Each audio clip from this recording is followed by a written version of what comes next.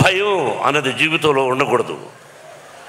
What for when I'm not doing mistake. నేను తప్పు చేయనప్పుడు వయసుడై అదే నా పిల్లలకు విద్యాలయాల్లో నేర్పిస్తున్నాను. నా విద్యాలయాల నుంచి ఐపీఎస్లు అయ్యారు, ఐఏఎస్లు అయ్యారు, డిఎస్పీలు అయ్యారు, కమిషనర్ ఆఫ్ అది ఏంటది ఢిల్లీలో ఎలక్షన్ కమిషన్స్లో పనిచేస్తున్నారు. They are my lovely sons and daughters.